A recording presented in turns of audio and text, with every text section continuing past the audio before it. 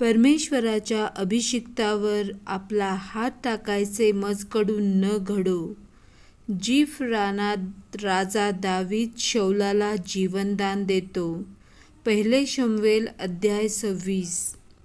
मग जीफी लोक गिबा येथे शौलाकडे जाऊन म्हणाले, रानासमोरील हकीला डोंगरात दावीद लपून राहिला आहे ना.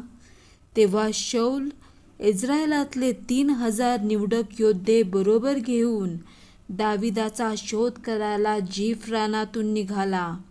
शौलाने आपली छावणी रस्त्याच्या बाजूला हकीला डोंगरावर केली. दावीद त्या रानात राहत होता.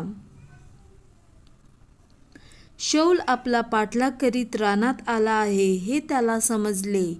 तेव्हा दाविदाने हेर पाठवून शौल खरोखरच आला आहे की काय याची माहिती काढली. मग दावीद उठून जेथे शौलाचा तळ पडला होता तेथे निघून गेला. तेथे शौल व त्याचा सेनापती नेराचा पुत्र अब्नेर हे निजले होते. ते स्थळ त्याने पाहिले. शौलाच्या सभोवती गाडेतळ होता आणि लोकांनी त्याच्या सभोवार आपले डेरे दिले होते. तेव्हा दाविदाने अहिमलेक हित्ती आणि योवाबाचा भाऊ सर्वेचा पुत्र अभिषय यांस म्हटले, माझ्याबरोबर त्या छावणीत शौलाकडे येण्यास कोण तयार आहे? अभिषय म्हणाला, मी आपल्याबरोबर येतो. तेव्हा दावीद व अभिषय त्या लोकांजवळ रात्रीचे गेले. तेथे जाऊन पाहतात तो शौल गाडेतळाच्या आड निजला आहे आणि त्याच्या उशाजवळ त्याचा भाला भूमीत रोवला आहे आणि अब्नेर व इतर लोक त्याच्या सभोवार निजले आहेत असे त्यांच्या दृष्टीस पडले. तेव्हा अभिषय दाविदास म्हणाला, देवाने आज आपला शत्रू आपल्या हाती दिला आहे.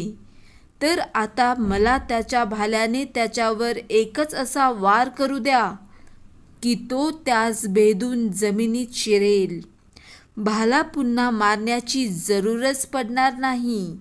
दावीद अभिषयास म्हणाला, त्याचा वध करू नको. परमेश्वराच्या अभिषिक्तावर हात चालवून कोण निर्दोष राहणार? दावीद आणखी म्हणाला, परमेश्वराच्या जीविताची शपथ, परमेश्वर त्यास मारील अथवा त्याचा काळ आला म्हणजे तो मरेल अथवा युद्धात त्याचा अंत होईल. परमेश्वराच्या अभिषिक्तावर आपला हात टाकायचे मजकडून न घडो.